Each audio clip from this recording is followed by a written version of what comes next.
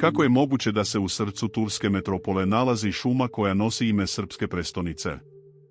Odakle ime Beograd u Istanbulu, a odakle i beogradsko selo smješteno na rubu Beogradske šume, a otkud i crkva poznata kao Bogorodica Beogradska? U nastavku videa otkrićemo kako su Beograđani postali čuvari najvrijednijeg blaga Osmanskog carstva, zašto je nastalo Beogradsko selo i koje su svetinje ponijeli sa sobom u Istanbul. Vjerujte mi, ove priče mnoge će iznenaditi.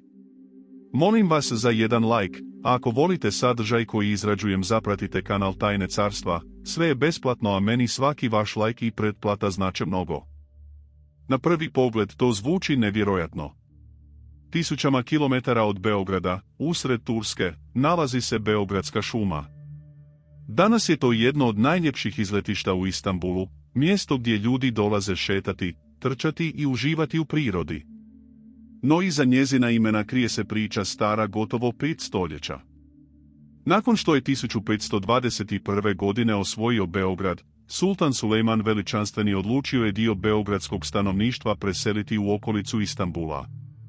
Prema predaji, bio je impresioniran njihovim iskustvom u održavanju sustava vodoopskrbe pa im je povjerio čuvanje najvažnijih izvora pitke vode za prijestolnicu. Izvorni vodovod koji je opskrbljivao Istanbul vodom izgradili su još Rimljani i Bizantinci u 4. stoljeću. Osmanlije su nakon osvajanja grada obnovile taj sustav, a u vrijeme Sulejmana Veličanstvenog dodatno ga proširile. Upravo su Beograđani imali važnu ulogu u održavanju izvora, kanala i akvadukata koji su stoljećima donosili vodu u prijestolnicu. Sulejman je znao da su ljudi iz Beograda vješti u održavanju takvih sustava. Zato ih je naselio u veliko šumsko područje sjeverno od grada gdje su se nalazili najvažniji izvori pitke vode. Njihov posao bio je čuvati izvore, popravljati kanale i održavati akvadukte koji su opskrbljivali Istanbul. Možda zvuči neobično, ali opstanak najvećeg grada Osmanskog carstva uvelike je ovisio upravo o tim ljudima. Zbog njihove važnosti dobili su poseban status. Bili su oslobođeni nekih poreza, mogli su zadržati svoju vjeru i običaje, a njihova je dužnost bila jedna od najvažnijih u cijelom carstvu. Ubrzo su osnovali naselje koje je postalo poznato kao Beogradsko selo. Na turskom jeziku zvalo se Belgrad Keju. Generacijama su ondje živjeli potomci doseljenika iz Beograda i čuvali uspomenu na grad iz kojeg su stigli njihovi preci. S vremenom je cijelo područje počelo nositi njihovo ime. Velika šuma oko naselja postala je poznata kao Belgrad Orman, odnosno Beogradska šuma. Nova priča krije još jednu zanimljivu tajnu. Ljudi koji su stigli iz Beograda nisu sa sobom donijeli samo svoje znanje. Donijeli su i svoje najveće svetinje. Među njima su bile mošti Svete Petke, ikona Bogorodice Beogradske i mošti Svete Teofane. Za ljude koji su morali napustiti svoj dom to nisu bili obični predmeti.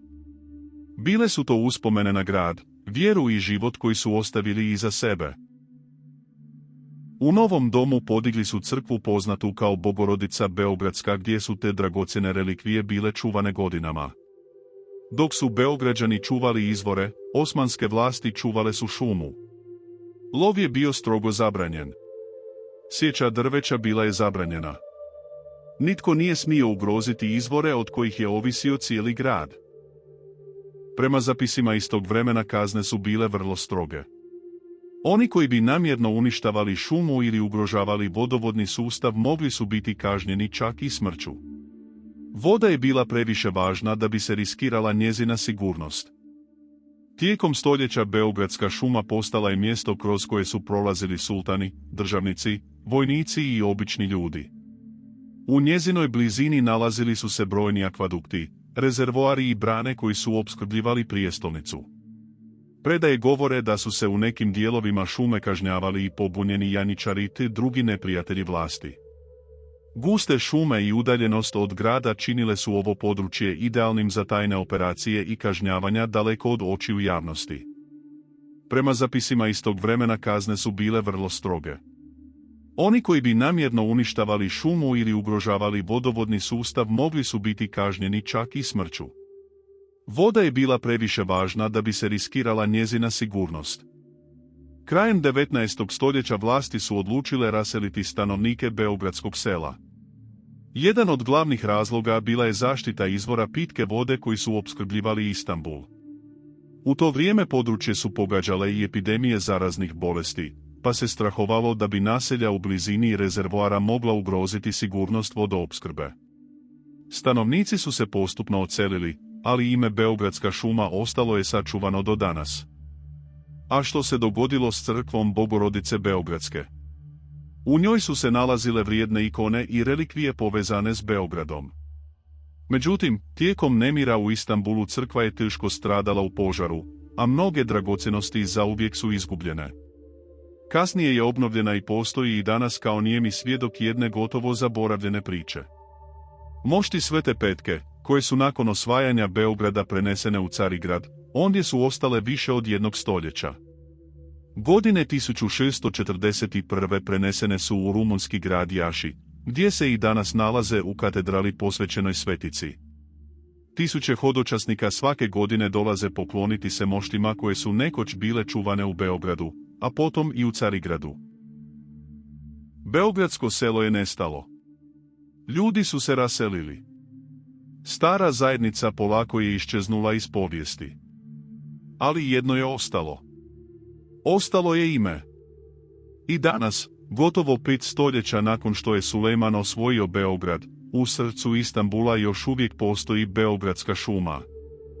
Dok njezinim stazama prolaze tisuće ljudi, malo tko zna da su ovdje nekada živjeli Beograđani, da su čuvali vodu bez koje najveći grad Osmanskog carstva nije mogao živjeti i da su sa sobom donijeli svoje najdragocjenije svetinje.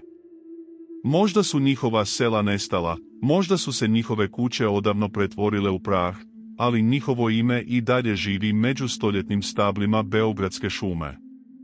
Ako vam se svidjela ova priča, pretplatite se na kanal Tajne carstva, a u sljedećem videu otkrivamo još jednu zaboravljenu tajnu iz vremena Osmanskog carstva.